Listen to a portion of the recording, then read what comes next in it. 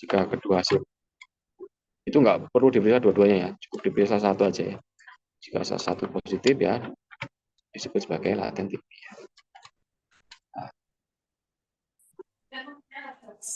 Oh, Sampai hari ini sudah ada beberapa panduan, kemudian TPT. gimana melaku baik?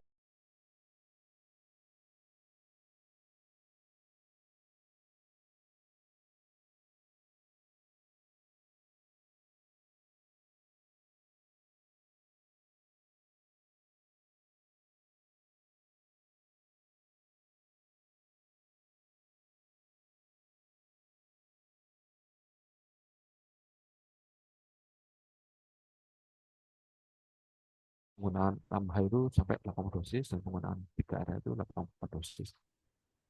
Nah, untuk mereka-mereka yang kontak atau faktor risiko tinggi tadi 3 orang itu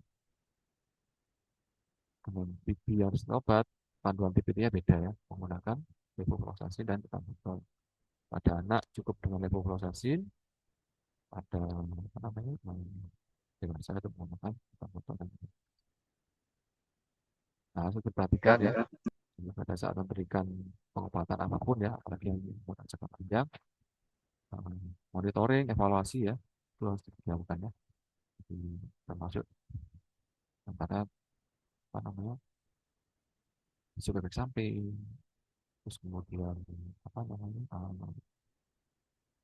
kategori jenis pengobatan dan evaluasi jika ternyata pada saat perjalanan pengobatan kok ada keluhan, sehingga itu bisa masuk ke TB aktif dan TBT-nya dianggap dianggap tidak diperlukan lagi, masuk ke box atau algoritma penanganan TB aktif yang menggunakan OAT, tergantung dari apakah dia masuk yang sensitif obat atau resisten obat.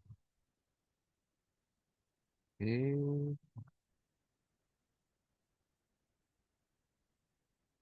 dan demikian ya yang bisa saya sampaikan. Saya akhiri. Assalamualaikum warahmatullahi wabarakatuh. Itu kita itu jurusnya itu. Siap. Saya kembalikan ke moderator. Siap. Jazakumullah khairan katsiran. Terima kasih kepada Dr. Aditya atas paparan materinya. Izin menyampaikan terkait dengan resume terkait materi pada hari ini, di mana terkait dengan pembelajaran hari ini adalah infeksi laten tuberkulosis, di mana kejadian ataupun TB itu ternyata di Indonesia masih tinggi sekali, di mana tadi terdapat ada data di tahun 2023 terdapat kematian tertinggi terkait dengan kasus infeksi adalah terkait dengan TB. Kemudian program nasionalnya di tahun 2035 adalah terkait dengan eliminasi TB ini, terkait dengan pengurangan angka kematian dan juga pengurangan kasus pertemuan pasien baru, dan juga terkait dengan penurunan terkait dengan penularan TB di dalam rumah.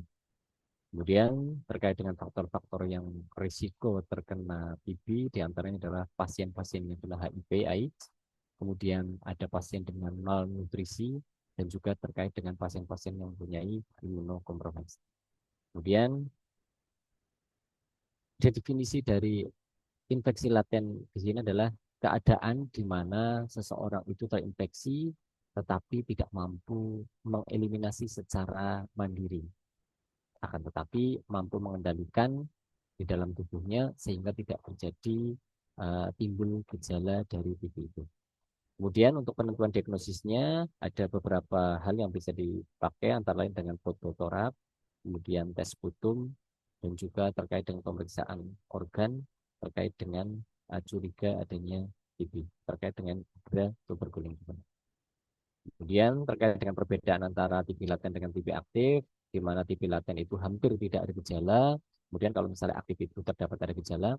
Kemudian pada TB laten ada positif tuberkulin di igranya, sama-sama sih, antara aktif juga sama. Kemudian pada TB laten fototoraknya normal, kemudian pada aktif itu abnormal. Kemudian mikrobiologinya negatif pada laten, kemudian pada aktif itu positif. Kemudian tadi ditegaskan juga TB laten tidak ada penularan atau tidak bisa menulari.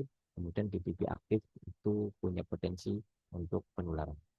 Kemudian terkait dengan risiko tinggi pasien-pasien tertentu yang dapat terkena ini antara lain tadi yang HIV AIDS, kemudian kontak di dalam satu rumah dan juga imunokompromis. Kemudian terkait dengan kontraindikasi pada pemberian terapi antara lain terkait dengan pasien hepatitis, ada neuropati perifer dan juga alkoholik. Kemudian tadi ada dijelaskan juga terkait dengan panduan-panduan terkait dengan pemberian terapi pada pasien-pasien TB. Terima kasih paparan materi pada kesempatan hari ini.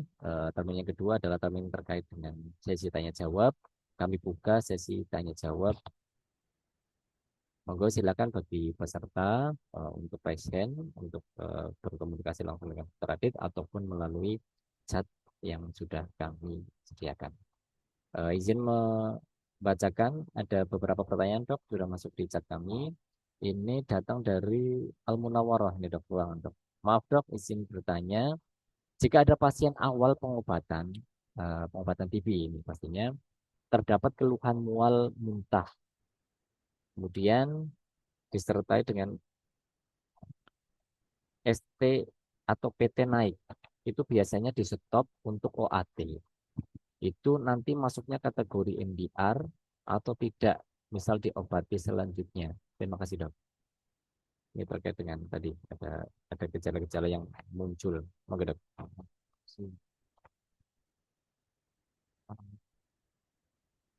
Ini dua TB laten. Ya, jadi setiap pengelolaan obat-obatan pada kasus apapun itu pasti mindsetnya, oh nakesnya itu satu, target pengobatan apa, kemudian berapa lama, dosisnya berapa, terus efek sampingnya apa, ada nggak risiko toksisitas ya. Nah, khusus yang berkaitan dengan tata laksana yang apa namanya kita berikan kepada pasien-pasien TB ya, menggunakan obat-obatan OAT ya, entah kategori satu atau mereka yang menderita resistensi obat. Sebenarnya pasti ada itu ya. Dan data-data ataupun laporan-laporan khusus tentang samping obat itu ada. Makanya eh, sebenarnya ada cara yang perlu dipertimbangkan, terutama pada kelompok-kelompok khusus tadi ya. Mereka yang menderita hepatitis, terus kemudian alkoholisme, dan juga pada kelompok-kelompok yang rentan. Ya. Itu screening dulu sebelum memberikan obat-obatan OAT. Karena obat-obatan OAT itu di samping dia itu hepatotoksik, bisa menimbulkan gangguan pada saraf, bisa saraf di mata ya, neurolitis optika sama neuropati perifer ya. Bisa juga menimbulkan gangguan pada gula darah. Ya. Jadi pemeriksaan yang perlu dipertimbangkan untuk dilakukan, pemeriksaan fungsi liver minimal ya, sama pemeriksaan gula darah ya. Sehingga apa? Kita bisa memprediksi itu pada saat penggunaan obat-obatan terjadi reaksi simpang itu, apakah itu berkaitan dengan obat atau karena faktor lain gitu kan. Nah, kalau misalkan ini keluhan berkaitan sama obat,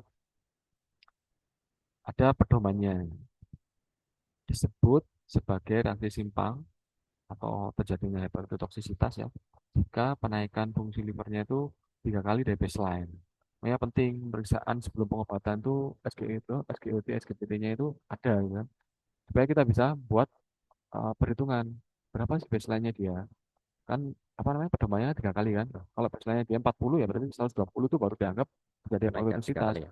Kok cuma 60 70 ya enggak gitu kan. Enggak dianggap meskipun itu juga menjadi bagian dari kewaspadaan kita. Apakah obat itu diteruskan? Itu pertimbangan klinis dari dokternya juga ya. Kalau saya tak teruskan gitu ya. Pada saat sudah ada 100 pasti yang tiga. Kemudian apa yang dilakukan? Ya tata laksana dulu dari hepatotoksitasnya sampai dicari ini sebenarnya obat yang menimbulkan hepatotoksitas yang mana? Karena penggunaan obat itu kan nggak satu obat tuh, karena ada 4 obat kan. Nah, Barangkali gunakanlah yang namanya disiplasi, dicoba satu-satu. Itu ada prosedur juga ya. Dari segi jenis, kapan yang dimulai dulu, sama dosisnya berapa. Nah, itu konteks pada saat ada keluhan tadi ya, dengan peningkatan tadi. Nah, apakah kemudian dia termasuk kategori resisten atau enggak? Nah, itu sebenarnya beda ini, beda pertanyaan sebenarnya. Karena kalau kalau kita mau bicara tentang resisten obat atau enggak, kan juga harus ada patokan antibiotiknya. Dari mana? Ya dari TCM-nya. Pada saat TCM-nya itu resisten rifampicin atau resisten INH, ya berarti dia tidak bisa menggunakan salah satu dari obat itu. Nah, apakah pada saat penggunaan obat-obatan OAT dengan pemeriksaan awal sensitif obat bisa bukan konsisten? Bisa. Nah, itu masuk di pemantauan pengobatan. Pemantauan pengobatan TB aktif itu kan ada beberapa itu ya. Saya lupa-lupa ingat ya. Jadi pada saat kita mengobati OAT standar kategori 1 itu 2 bulan ya. Setelah pengobatan fase intensif itu kita misalkan PTA atau ya PTA ya. Pada saat PTA masih positif, nah kita harus waspada nih. Jangan-jangan dia ada desain salah satu obat nih. Salah satu obat. Nah, itu jadi perlu pemeriksaan kepekaan antibiotik ya. Ya mungkin bisa lakukan PCR. Dan saat dia kok resisten, nah obatnya jadi berubah. Tapi pada saat masih sensitif, obat tetap dilanjutkan. Nah, kita perlu review, jangan-jangan dia nggak patuh minum obat. Akhirnya target pengobatan kita yang harusnya itu dengan minum teratur selama 2 bulan itu tercapai, tidak tercapai. Tercapai. Nah, begitu ya. Oke, siap. Barangkali itu terkait dengan tadi ada apakah di stop atau tidak, itu pertimbangannya adalah di dokter klinis yang merawatnya. Terkait dengan tadi ada poin terkait dengan OTPT naik itu dasarnya adalah 3 kali. Kalau misalnya 3 kali, kalau dokter tadi 100 stop ya dok, dan akan dievaluasi. Oke, terima kasih dok. Mungkin itu barangkali bisa merespon kembali. Ini terkait dengan tadi yang kontraindikasi dok. Tadi kan ada hepatitis, ada neuropati perifer. Lah, terkait dengan alkoholik, apakah ada keterkaitan erat terkait dengan pemberian terapi ini? Apakah emang itu menetralkan atau seperti apa dok? Tadi Ya. alkoholik itu. Ya. Oke, jadi kenapa alkoholisme menjadi salah satu yang perlu menjadi perhatian pada apa namanya kelompok yang dicurigai menderita TB laten. Nah, karena sebagian besar pengguna alkohol berat, kalau yang menggunakan alkohol biasa tadi ya, itu ada dosisnya sebenarnya. Dalam jangka waktu tertentu akan menimbulkan kerusakan pada liver. Jadi sebenarnya prosesnya yang mirip sih, mirip dengan Yang di atas tadi. hepatitis. Nah, tapi dia hepatitis penyebab lain. Sehingga itu menjadi perlu menjadi kewaspadaan ya pada saat kita memutuskan memberikan obat-obatan TPT gitu. Apakah obat-obatan TPT itu perlu diberikan? Perlu diberikan. Kan kontraindikasi itu menjadi apa namanya sifatnya itu Bukan mutlak baru sama sekali. diputuskan setelah oh iya pada saat diobati kok OTPT naik ya. Bagi evaluasi saja ya. Ya, Bukan kalau misalnya ini terkait dengan hepatitis dan positif sama sekali tidak diberikan juga tidak ya. kecuali memang baseline-nya pemeriksaan apa namanya fungsi liver ya dan pemeriksaan lain ya. Jadi alkali fosfatase terus kemudian kolesterase juga ya yang menunjukkan apa kondisi livernya itu memang sangat buruk. Nah, kita sudah dulu diobati Pertimbang dulu, kuat ya. diobati dulu Oke. rumah sakit livernya. Oke. Ya. Terima kasih Dokter Adit. Ini datang pertanyaan kedua dari laboratorium dok. Ini terkait dengan untuk hasil pemeriksaan tes IGRA. Jika hasil negatif, apakah pasien tersebut benar-benar negatif atau tidak terinfeksi bakteri? Mycobacterium tuberculosis. Ya, oke. Terus pemeriksaan yang perlu dilakukan mungkin apa dok? Ya, terima kasih ya. Yang bagus ya.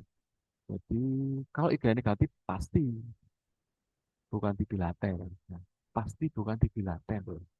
Tapi apakah terpapar? Iya. Karena apa? Kan tadi sudah lihat itu. Jawa itu apa namanya warnanya gelap gitu ya. Artinya apa? Jangan Populasi. khawatir. Nah, kita ini terpapar setiap hari dengan TB.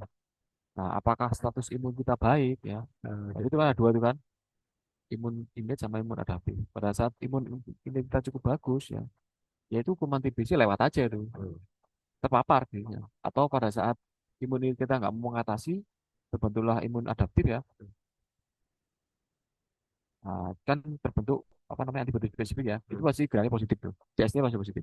Tapi belum tentu kita Positif. masuk ke infeksi. Oh, iya. Karena sebenarnya definisi laten itu secara mikroskopik di patologinya itu ada granuloma itu. Tadi ada gambar itu. Di apa namanya? Penanganan tadi ya. Kalau TST atau IGRA, IGRA yang negatif pasti bukan TB. Pasti bukan TB laten.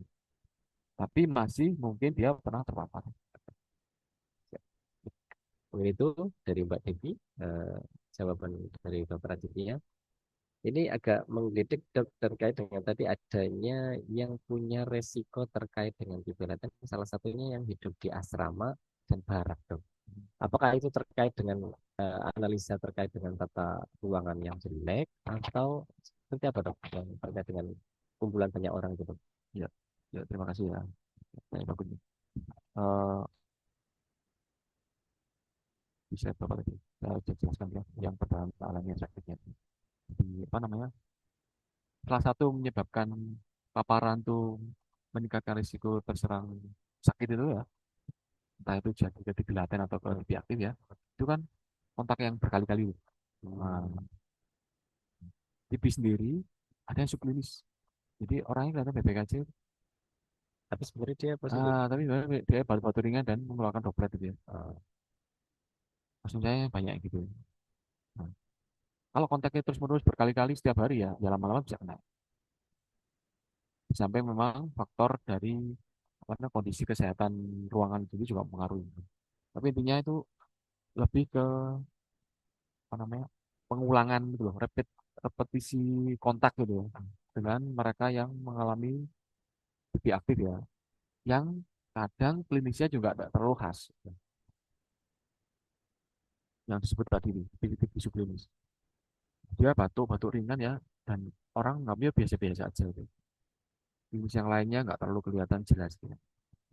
Itu yang apa yang bikin kelompok khusus ya, tadi yang ketiga ya, ya apa namanya Potensi. masyarakatan, kemudian asrama, para militer, yang termasuk nakes itu ya, dan jadi kelompok yang perlu perlu menjadi perhatian untuk screening, gitu ya, investigasi lah ya. Terima kasih, Dr. Aditya. Barangkali silakan bagi yang sudah mengikuti kegiatan pada hari ini untuk mengisi link absen, dan insya Allah nanti akan kita berikan sertifikat secara otomatis apabila memenuhi kriteria yang kami berikan. Mungkin waktu sudah menunjukkan jam 9:09, dok. Sudah 9:30.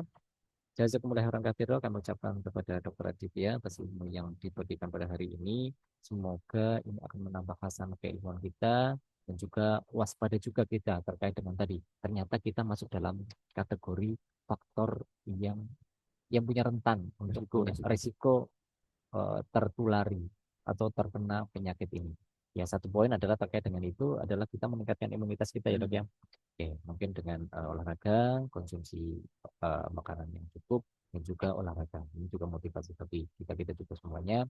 Dan semoga kita sehat, dan satu poin adalah terkait dengan kesehatan kita dimanfaatkan untuk beribadah kepada Allah Subhanahu wa taala. Mungkin itu, terima kasih Dr. Aditya. Semoga bermanfaat bagi semuanya. Saya tutup. Bila taufiq ya. Assalamualaikum warahmatullahi wabarakatuh. Salam.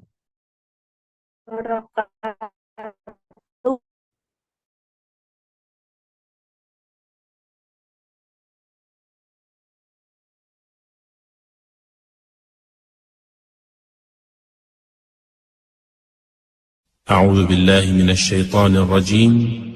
بسم الله الرحمن الرحيم. الحمد لله الذي أنزل على عبده الكتاب ولم يجعل له عوجا قيما لينذر بأسا شديدا من لدنه ويبشر المؤمنين الذين يعملون الصالحات أن لهم أجرا حسنا ماكثين فيه أبدا وينذر الذين قالوا اتخذ الله ولدا ما لهم به من علم ولا لآبائهم كبرت كلمة تخرج من أفواههم إن يقولون إلا كذبا.